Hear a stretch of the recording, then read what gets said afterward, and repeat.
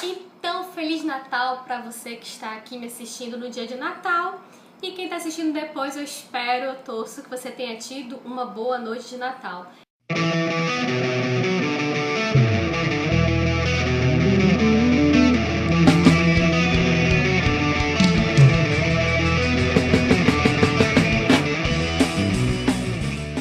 E eu vou falar de dicas hoje, não vou falar de um conto de Natal, quem dera se eu pudesse ter lido, não deu tempo. Eu vou falar de Grandes Esperanças e até que tem a ver um pouco com o Natal, se a gente for bem otimista e querer pensar dessa forma.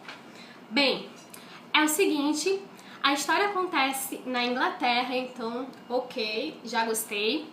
E eu baixei pro Kindle, na verdade, sem grandes esperanças. No quê? No sentido que eu não, por mais que seja um clássico, tudo bem, Charles Dickens é um gênio super conhecido, mas eu não sabia ainda da história de Grandes Esperanças, nem assisti o filme nem nada.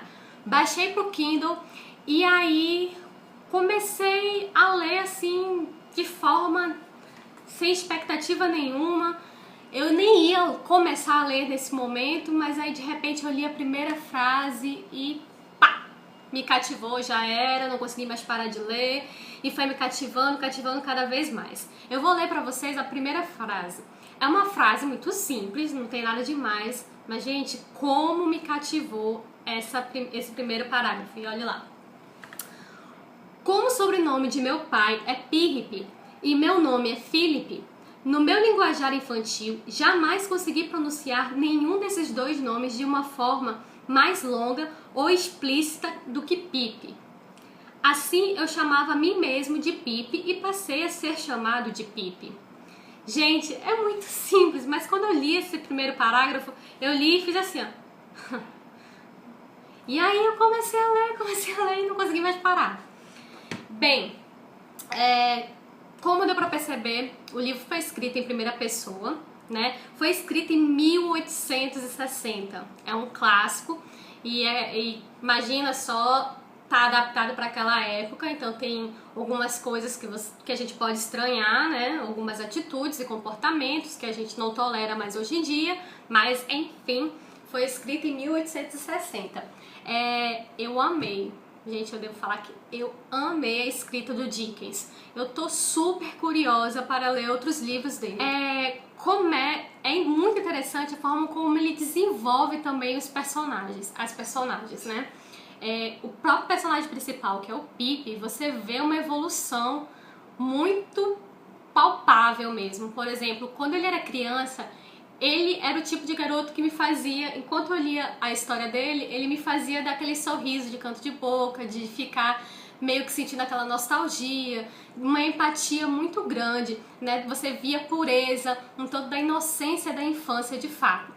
Depois de um tempo, com que algumas coisas acontecem com o Pip, ele entra na adolescência e você vê um aborrecente mesmo, né? Ainda que para aqueles padrões, né, de 1860, mas você vê um tanto de aborrecente, uns conflitos de sentimentos e uns comportamentos um tanto intoleráveis, assim, na minha opinião, né? Você vê que eles saem da inocência para culpa, né? E você fica, ai, por quê? Por quê que uma criança linda e fofa daquela começou a desenvolver esse tipo de comportamento? Enfim. E uma das coisas que muda esse comportamento do Pip é a Miss Havisham ou Havisham. Era uma senhora um tanto amarga, né?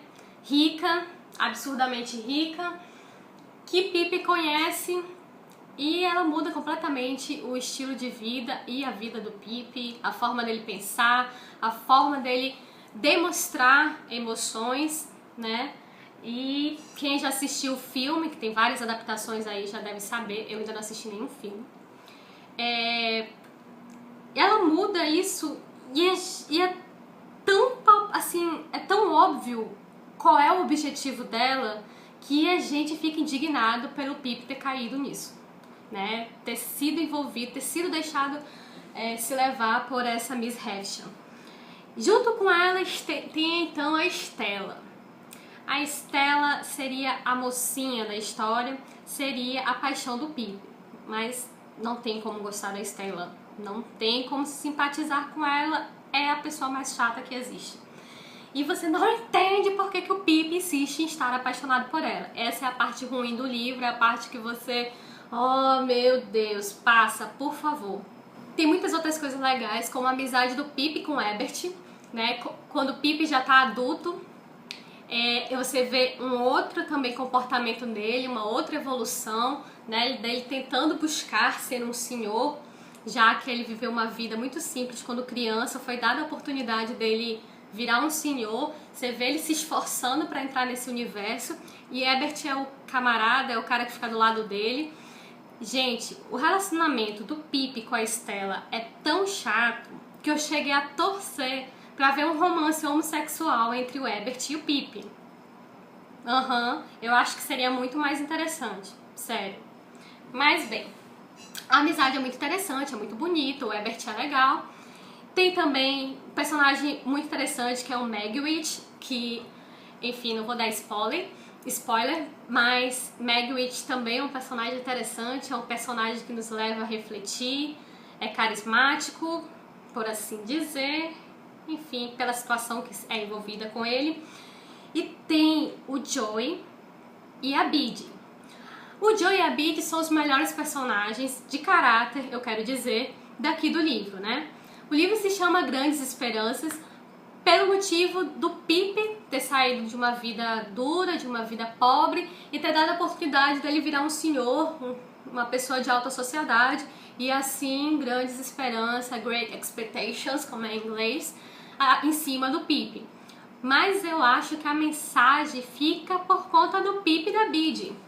É a única vida, apesar deles serem pobres e levarem uma vida humilde, Joey é de uma acessibilidade tão grande que você prefere, assim, você inveja, você acaba tendo mais esperança de ter uma vida como do Joey e da Bede do que de fato a vida do Pip, né? Que, enfim, acontece altos e muitos baixos. Grandes esperanças também porque Pip vive em constante esperança. O sentimento que mais vive nele, além da culpa, é a esperança. É uma coisa muito interessante e que, querendo ou não, você acaba se envolvendo, você sente empatia, porque, né, quem é que não tem esses sentimentos misturados em si mesmo, né? A culpa e a esperança, né, de uma coisa melhor vir na frente. Enfim, deixa eu falar rapidamente da minha experiência de ter lido no Kindle. Esse é um livro que tem mais de 800 páginas, é um livro clássico, ou seja, tem um vocabulário diferente, né? Mais exigente, por assim dizer. E ler esse tipo de livro no Kindle não recomendo. Foi uma experiência horrível, foi muito cansativo.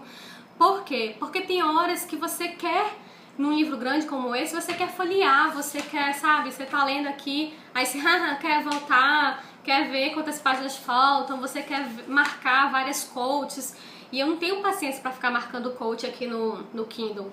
Então, eu não recomendo. Gente, eu amo o Kindle, mudou minha vida como leitora, eu tô lendo muito mais graças a ele, livros que eu não leria tão cedo, mas livros grandes, se eu soubesse que ele era grande, que ele era mais exigente um pouco por ser um clássico, eu não teria lido no Kindle. Foi muito cansativo, foi muito chato e, enfim, fica a dica aí se você quiser ler Grandes Esperanças. É isso, gente, eu não quero me alongar muito mais, as visitas daqui a pouco estão chegando e o vídeo tá ficando longo, eu quero postar ainda hoje. Beijo, fiquem com Deus e Feliz Natal. Se gostaram, por favor, me dê esse presente de Natal, clique em gostei, se inscreve, compartilhe o vídeo, me segue no Facebook, no Twitter, blá blá blá blá, e tchau, tchau.